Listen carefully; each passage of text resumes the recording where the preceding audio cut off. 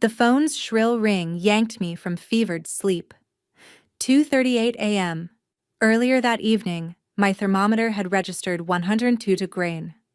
COVID had battered my body for days, leaving me barely able to inhale without coughing. The room swirled as I groped for my phone. Hello? My voice broke, throat raw as sandpaper. Leonora. My boss Genevieve's voice cut through the line with surgical precision. No concern, no preamble. You're fired. Your projects and office are reassigned. Goodbye. The words should have shattered me. 3 years of dedication, endless late nights, innovative campaigns that had transformed the company. All tossed aside in a middle-of-the-night call while I battled an illness that had claimed millions of lives. Yet, instead of despair, a strange serenity enveloped me. Okay, I said calmly. A pause. What do you mean, okay? Confusion laced her normally confident tone. I couldn't help it. I laughed. A true, hearty laugh that immediately triggered a coughing fit. What's so funny? She demanded. Between labored breaths, I managed. Nothing, Genevieve. You just don't see what you've done. Are you threatening me? Her voice climbed an octave. Not at all. Just observing. Goodbye, Genevieve. I hung up, still grinning despite the fever. The projects she had seized, the ones she thought would boost her career, were actually intricate traps she had unknowingly laid for herself, and she had just walked straight into them. If you've ever been blindsided by betrayal, you know that hollow ache in your chest. That instant when someone you trusted reveals their true self. Stay with me as this story unfolds. I promise the ending will be worth every second. If you enjoy these true tales of justice served, take a moment to like and subscribe so you never miss an upload. My name is Leonora Devo. Before that fateful nighttime call, I was Associate Creative Director at one of the nation's top marketing firms. I had built a reputation for devising unconventional campaigns that resonated with audiences on a visceral level. My work won awards and generated millions for our clients. What I lacked in corporate maneuvering, I made up for with raw creative talent. Let me take you back to how it all started. 3 years earlier, I had arrived at the firm fresh from a smaller agency, brimming with ideas and the drive to make them real.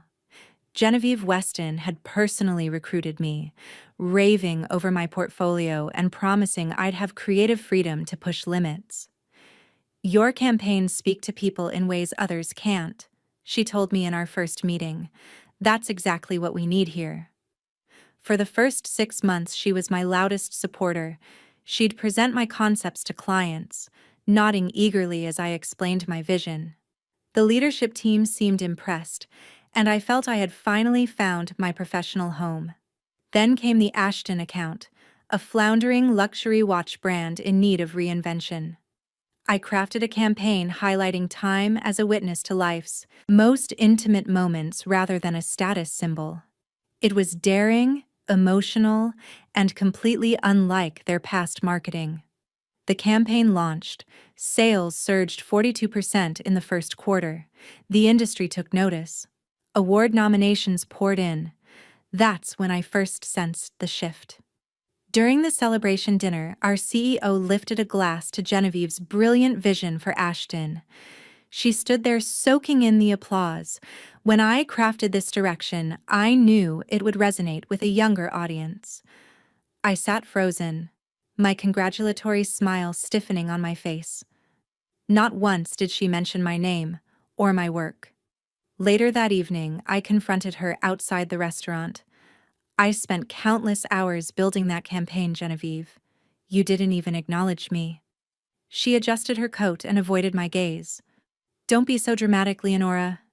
This is business. We're a team. What matters is, the company wins. A team where you take all the credit. Her face hardened. You're still new here. I've invested 15 years building my reputation.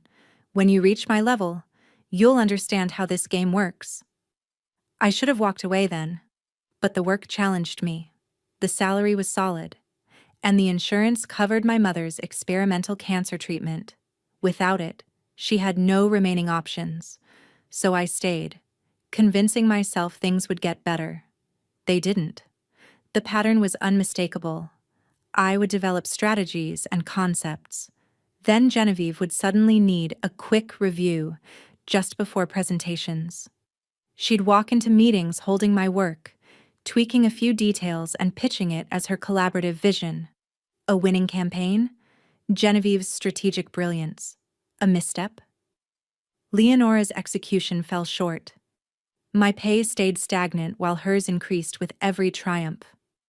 My triumphs. Promotions I deserved went to others who were better at playing her political games. Meanwhile, my ideas kept generating millions. I documented everything. Every email, every meeting, every concept. Not for revenge, I told myself, but for protection. Then came the breaking point. 12 months ago, our largest client threatened to leave unless we delivered something revolutionary. Genevieve called me into her office. "We need something the industry has never seen," she said, tension tightening her expression. "The CEO specifically asked for you to lead it." I felt a flicker of validation. Finally, recognition. But then she added, "I'll need to oversee everything closely. The stakes are too high for risks." Translation: I would do the heavy lifting. She would take the bow. I crafted a campaign that shattered every rule in the book. It was deeply personal, almost painfully intimate, yet universally relatable. The client adored it. Sales soared beyond every forecast. At the industry awards, Genevieve stepped on stage to accept the top honor. "I've always believed in bold risks," she boasted, gripping the trophy. "This campaign reflects everything I've worked toward in my career." My name appeared in tiny print on a slide that flashed for 3 seconds.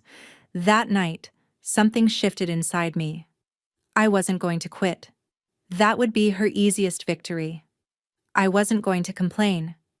That would brand me as difficult.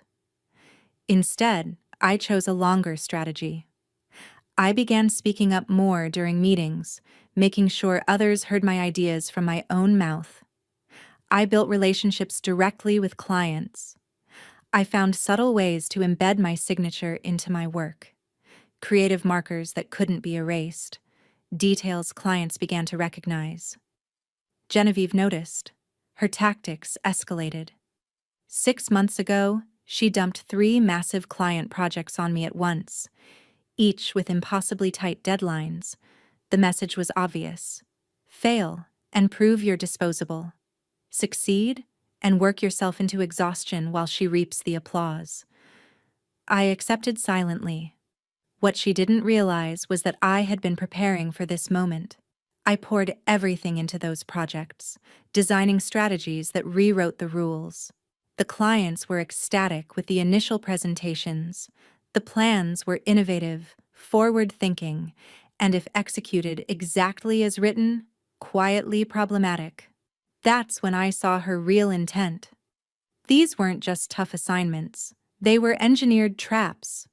If the strategies were implemented the way she insisted, they would brush up against industry regulations in subtle ways, not obvious at first, but disastrous months later.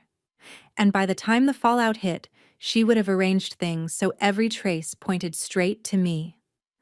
I quietly developed alternative, fully legal versions of each campaign, launching these clean iterations while simultaneously creating a paper trail documenting Genevieve's explicit push for the risky approaches.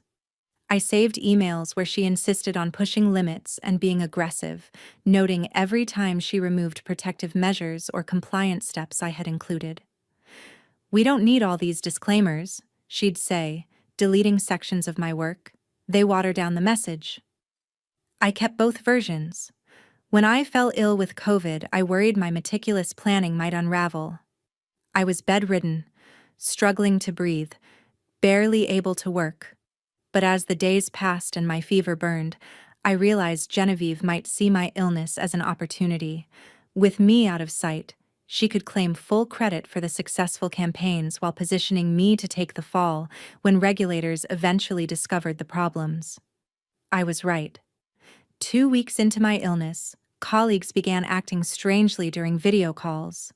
Messages went unanswered. Projects were rerouted with no explanation. Then came that middle-of-the-night call. As I lay in bed after hanging up, I felt an unusual sense of calm despite my sickness. I had prepared for this moment with precision.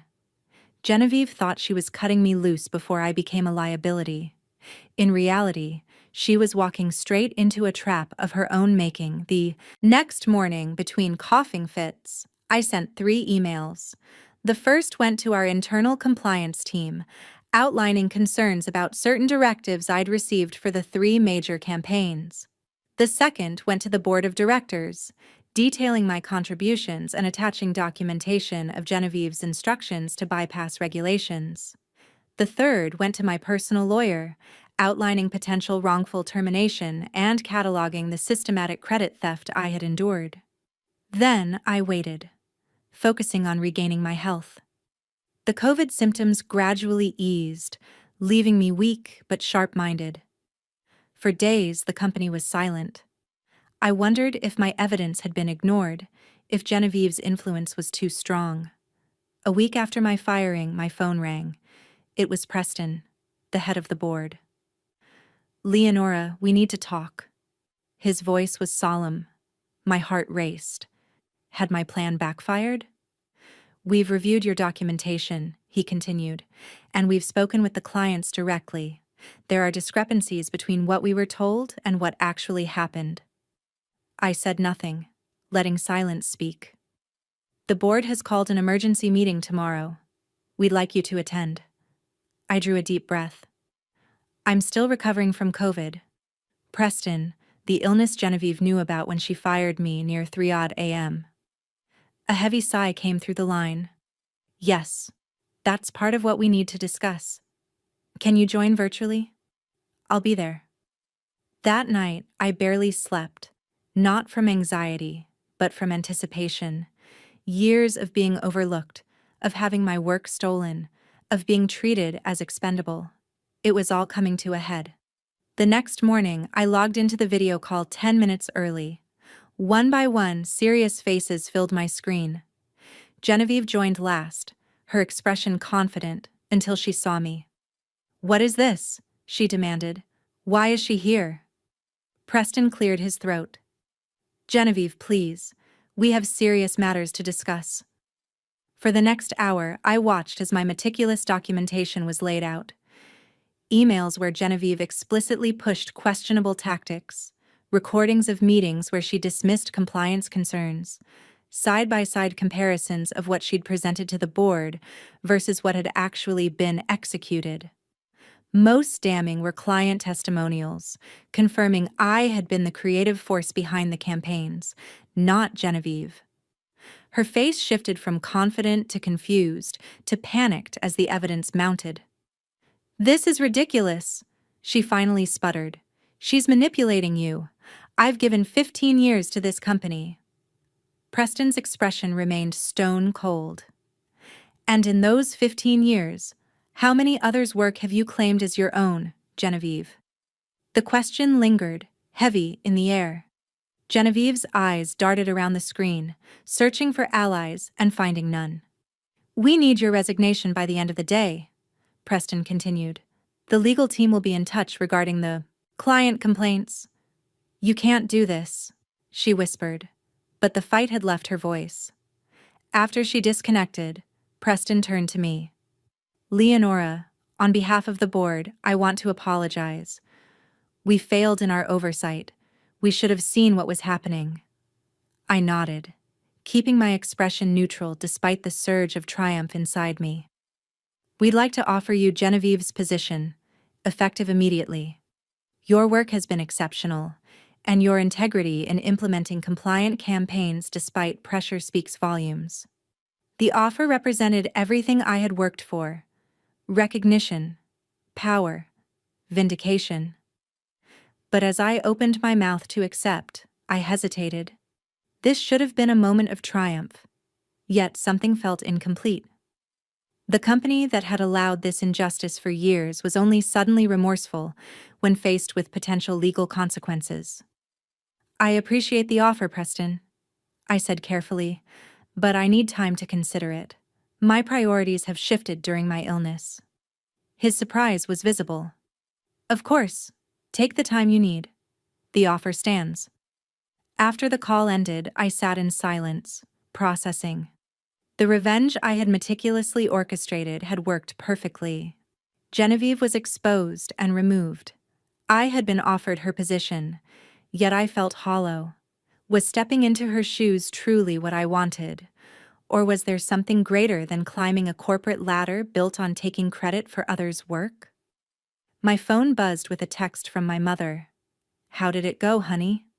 I stared at her message, reflecting on how close I had come to losing her, how the company's health insurance had saved her life, and how precious time really was. That's when it hit me. The best revenge wouldn't be taking Genevieve's job. It would be creating something entirely new, something that made both Genevieve and the company irrelevant. I picked up my phone and called Preston back, not to accept his offer, but because I had something far bigger in mind. "Preston," I said when he answered, "I've made my decision. But first, let me share an idea I've been developing." My plan wasn't just about personal justice. It was about transforming an industry built on stolen credit and crushed creativity. "I'm declining your offer," I told Preston. His sharp intake of breath was audible over the line. "But I have a different proposition." "Leonora, I understand you're upset, but this position comes with substantial—" "I don't want Genevieve's job," I interrupted. "I want to change how this entire industry operates." Over the next hour, I outlined my vision: a new agency model built on transparent attribution, fair compensation tied directly to revenue, and collaborative leadership. No more stolen ideas. No more hidden contributions.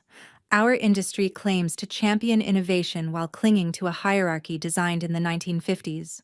I explained, clients are tired of paying premium rates for work done by underpaid juniors while executives take credit. Preston remained silent as I walked him through my proposal. I would stay only if the board agreed to pilot my new division, one operating under entirely different rules. Each team member would receive clear credit for their contributions, and compensation would be directly tied to the success of their work. "You're essentially asking us to cannibalize our own business model," Preston finally said. "I'm asking you to evolve before someone else makes you obsolete." The silence stretched until he added, "Present it to the full board next week. I can't promise anything." That's all I asked. For the next 7 days, I poured my recovering energy into the presentation. This wasn't about revenge anymore. It was about creating something meaningful from the ashes of betrayal. The board meeting arrived. 12 stern faces watched as I outlined my vision, complete with financial projections showing how transparency could actually boost profitability by improving talent retention and client trust. "Miss Devo," said Imani, the oldest board member, "while intriguing, your proposal undermines decades of established practice." "With respect," I countered, "those established practices are why we lose our best talent every 18 months. It's why clients grow suspicious of our billing. It's why Genevieve could steal credit for years without anyone noticing." That last point landed hard. Several board members shifted uneasily. "Give me 6 months to prove this model works," I pressed. "A small team, 3 clients, complete autonomy. If I fail, you lose little. If I succeed, you're positioned as industry pioneers." The debate lasted hours. Finally, Preston called for a vote, 7-5 in favor of my proposal. A narrow victory, but enough. "Congratulations, Leonora," Preston said afterward. "You have your division. Don't make us regret this." I smiled. I won't. This was my true revenge taking shape, not destroying Genevieve, but making her irrelevant. creating something she could never have built because she was too busy stealing instead of innovating. Within weeks, I assembled a team of 5, all talented individuals who had left the industry disillusioned after experiences similar to mine. Together, we developed our operating principles and target client list. Our first prospective client was Delea, marketing director at a mid-sized tech company. She'd worked with traditional agencies for years and was notoriously demanding. "Your model sounds idealistic," she said during our pitch, skepticism clear in her voice. "But this industry runs on relationships and executive oversight." Evident. But this industry runs on relationships and executive oversight. "How can junior people possibly deliver without strict management?" she asked. "That assumption is exactly why agencies waste your money," I explained. "The junior people already do the work. We're just removing the unnecessary layers that take credit and drive up costs." She leaned forward. "Prove it. I'll give you our smallest product line. Show me results in 3 months." We accepted the challenge. Every team member took ownership of specific elements, their names clearly attached to their contributions. We implemented transparent pricing showing exactly what each component cost and who was doing the work. Our first campaign launched 6 weeks later, and the results were immediate. Engagement metrics 40% above Delea's targets. 2 weeks after that, she called. "I need to meet today." My stomach tightened. Had something gone wrong? Had our experiment failed already? That afternoon, I sat across from Delea, trying to read her expression. "I showed your model and results to my CEO," she began slowly. "He had questions." "I'm happy to address any concerns," I offered, bracing for criticism. His main question was, "Can you handle our entire brand portfolio?" I blinked, processing her words. "Your entire portfolio?" She nodded. "Your team delivered better results with half the budget of our main agency. More importantly, I always know exactly who's working on what and why decisions are made. No more mysterious charges or executives taking credit for junior work."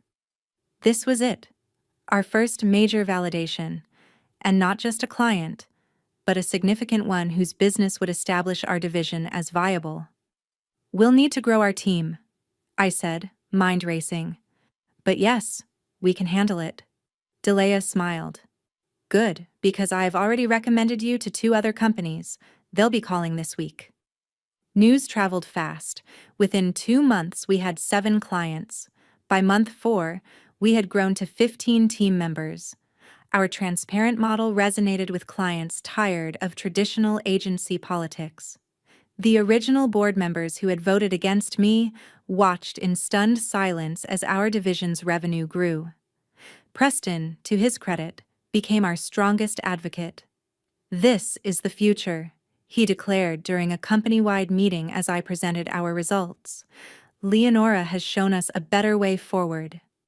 Seeing my name and contribution acknowledged publicly felt like water after years in the desert, but the true satisfaction came from watching my team receive the same recognition. Then came the industry conference, the same one where Genevieve had accepted an award for my work. A year earlier, our division was nominated for innovation in business practices.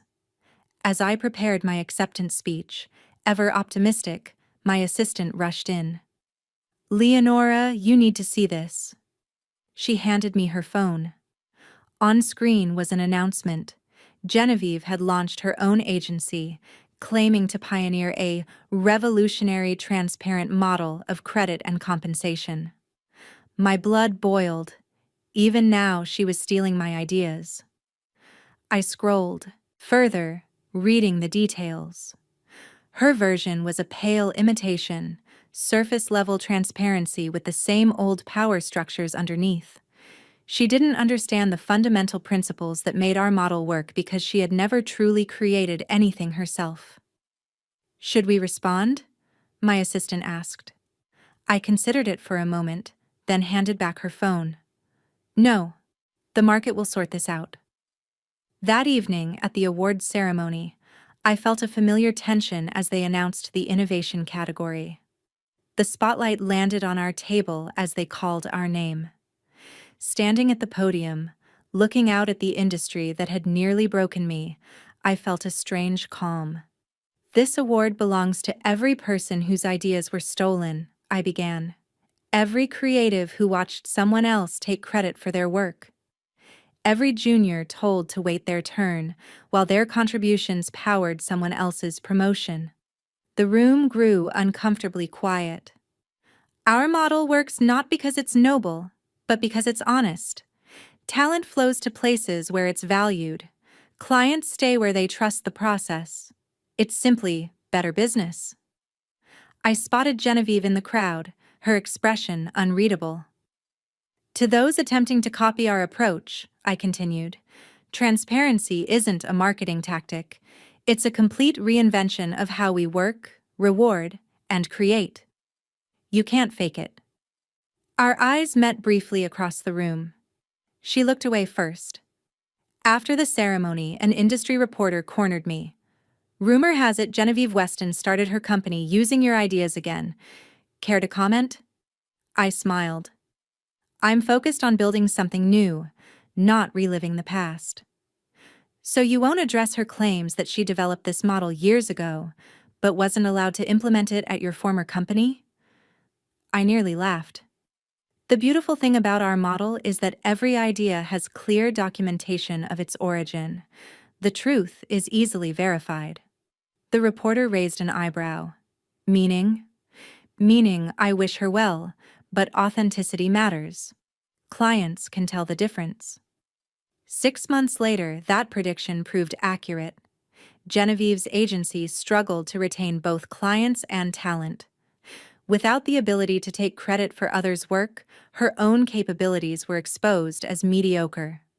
3 major clients left her within weeks of each other, citing execution issues.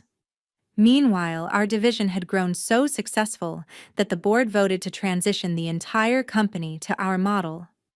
The old guard resisted, of course. 2 executives resigned rather than operate with transparency. We wished them well and continued growing. 1 year after that midnight firing, I received an email that stopped me cold. We should talk. Genevieve wanted a meeting. Against my team's advice, I agreed to coffee at a neutral location. She looked different. The polished exterior somewhat faded. Her confidence dimmed.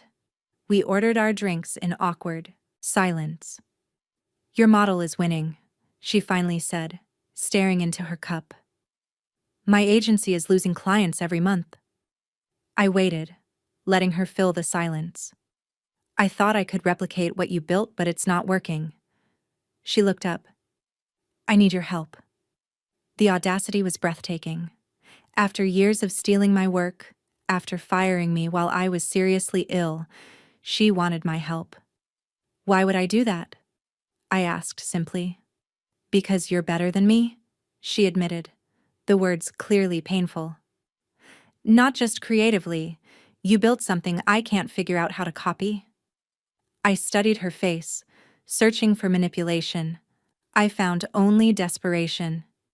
You never understood what makes the model work, I said. It's not about the structure or the compensation formulas.